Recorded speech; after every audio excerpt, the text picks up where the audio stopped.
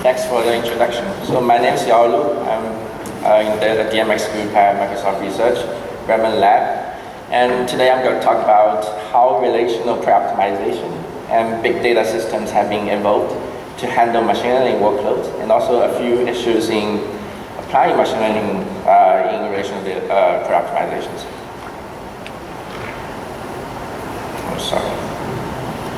So database systems have been growing fast in the past decades, and particularly relational databases have won over other database models such as the entity relation or object-oriented.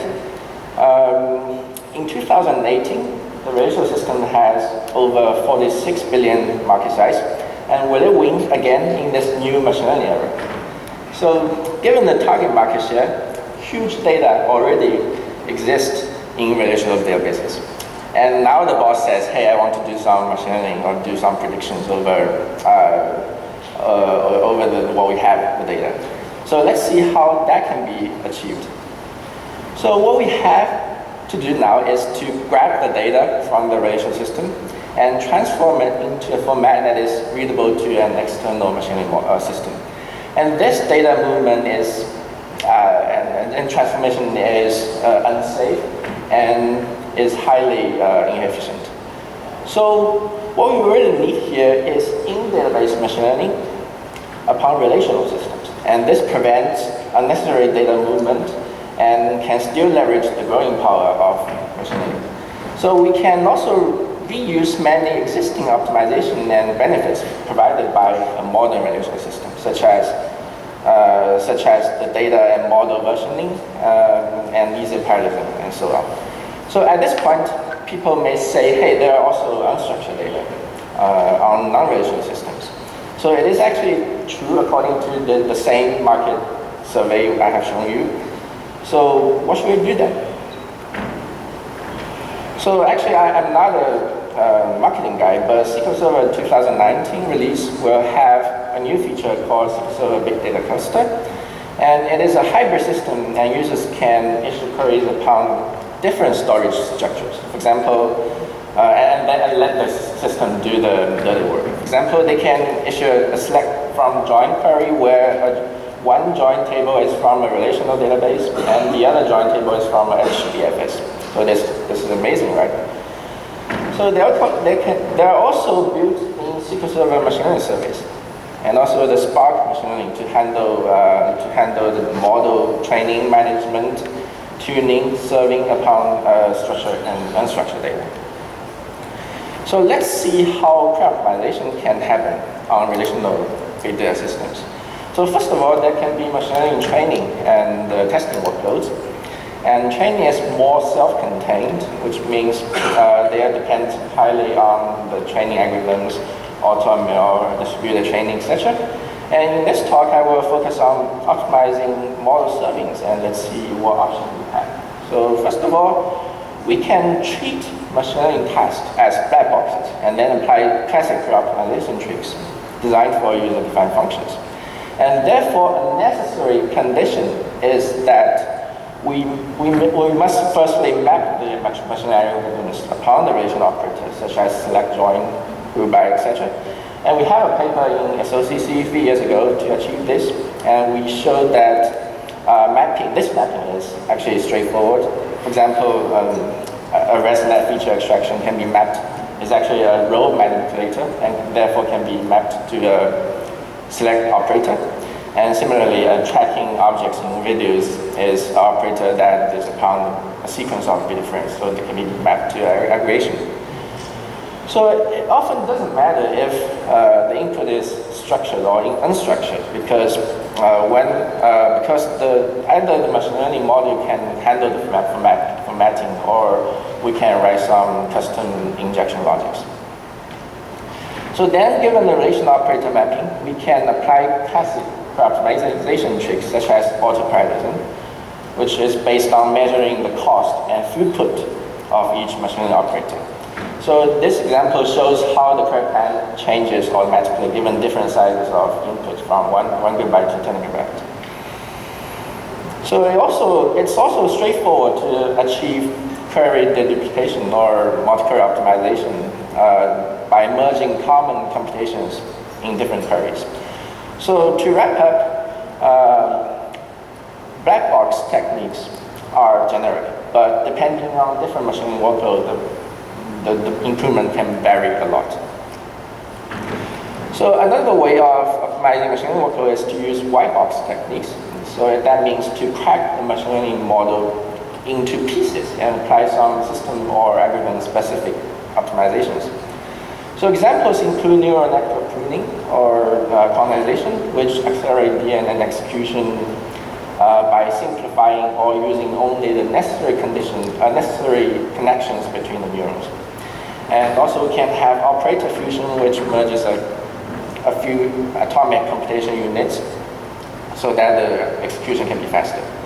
And also finally we can do runtime optimization upon different software and hardware environments such as the GPU, CUDA, or OpenCL, etc. So to conclude, white box optimization techniques are really powerful, but often are specific to a runtime or to a specific machine learning algorithm. So the third category is, I call it gray box optimization, which utilizes some common properties of the machine learning models and provide more flexible improvements. For example, the no scope and Blazik from the Stanford guys, they extract, they process videos and see which frames has a bus, something like that. And instead of running the complex DNN frame by frame, which is really expensive, and they use a specialized lightweight model to serve as a cascade filter. So in this example, the heavy DNN serves as a binary filter, and we can build a cheap model to fit this classification. So in this way, we can rewrite the query plan with semantically equivalent alternatives so that the execution can be accelerated. So that's how gray box optimization is working. And another example is our work in last year's SIGMOD, and the use case is similar but with ad hoc queries. So the query predicate can be arbitrarily complex, so it is not likely to build a lightweight filter for each possible predicate. So instead, we construct probabilistic predicates that are lightweight filters upon atomic predicate classes, and then we can rewrite the query plan by using a proper set of lightweight filters that are chosen by our optimizer.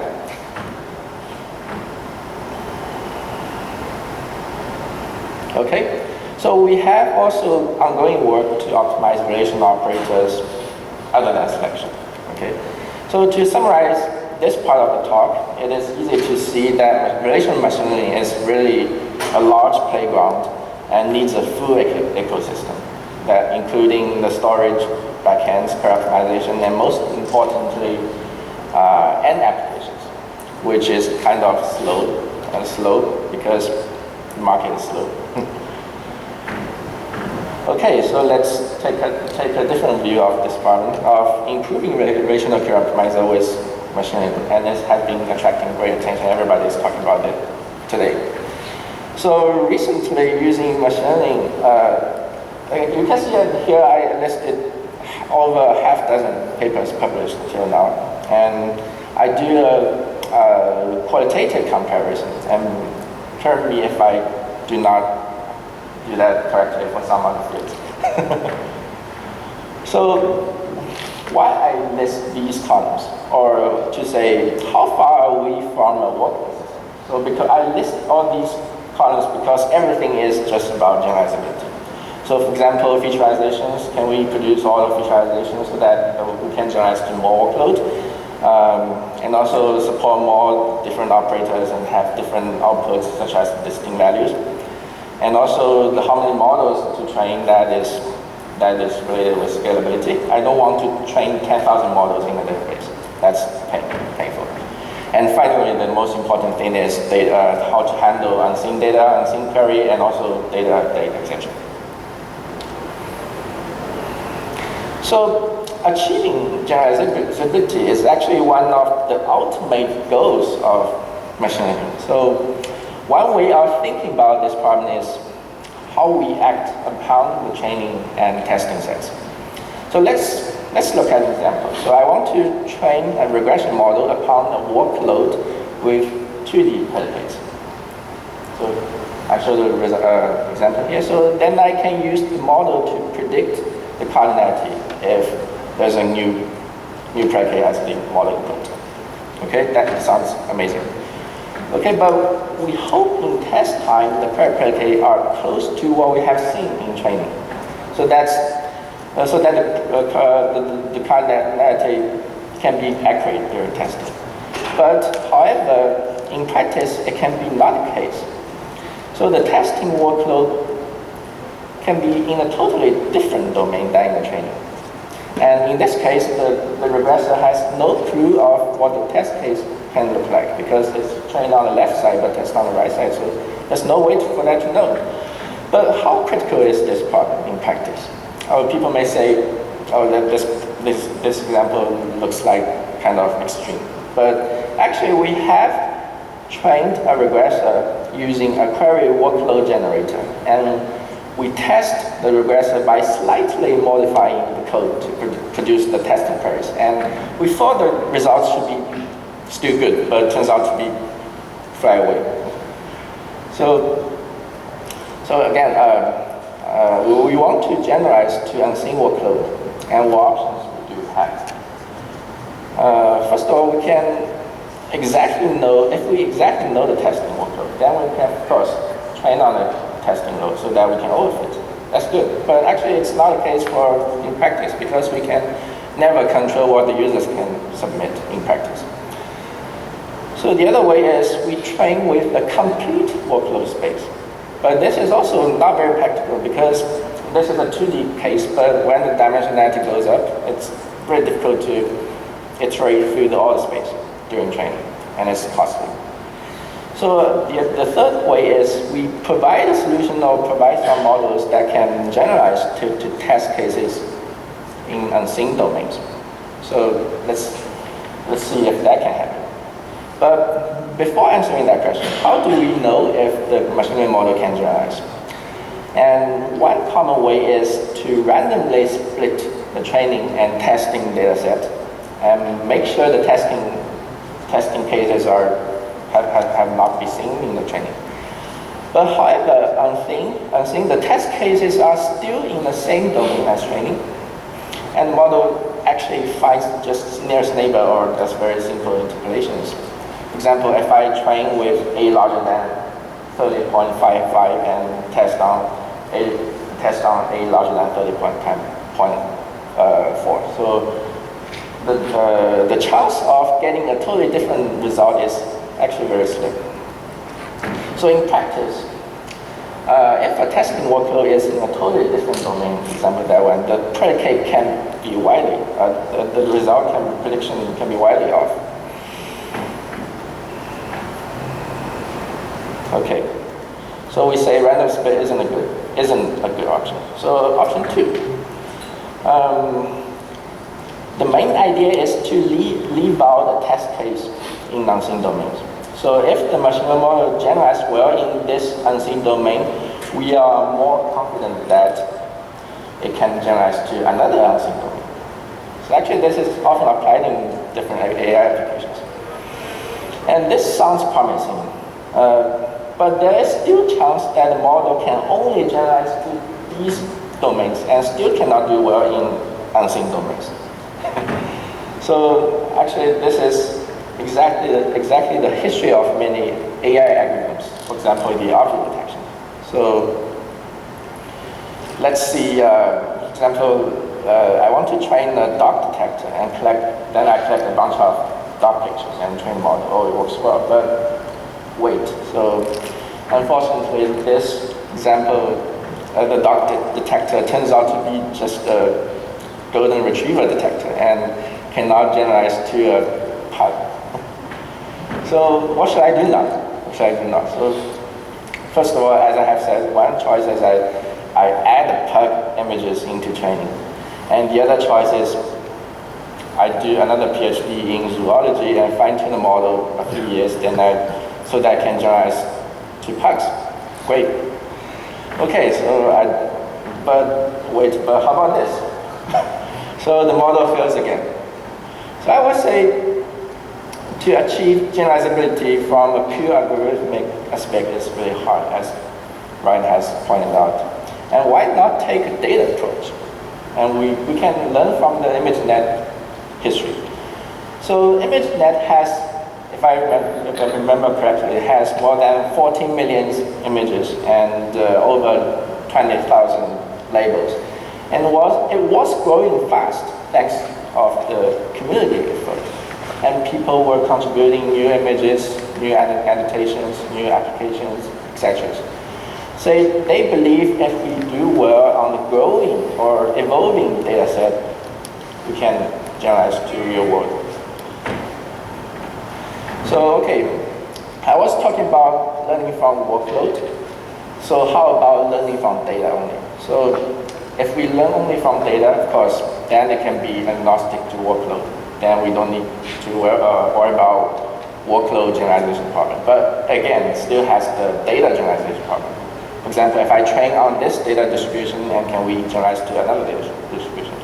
So I hope my talk is also generalizable, which means the previous solution for workload generalization should also work in this data situation.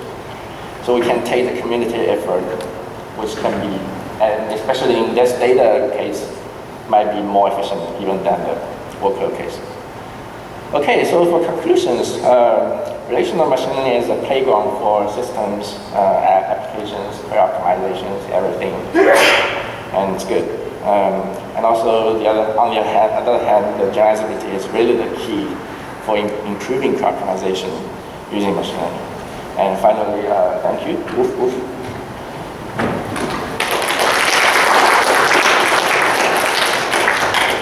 So, any questions? Okay, okay, probably I can have a question. So, as you are from the industry, you are working for Microsoft. So, what do you think it would be better if we want, whether the learn from the data would be better than learn from the workload, or? It really depends on the real application. Sometimes. I mean for a real database such as. So actually, for now, there's not such kind of learning database in production. So it's really hard to answer your question. Maybe 10 years later, we can see the result.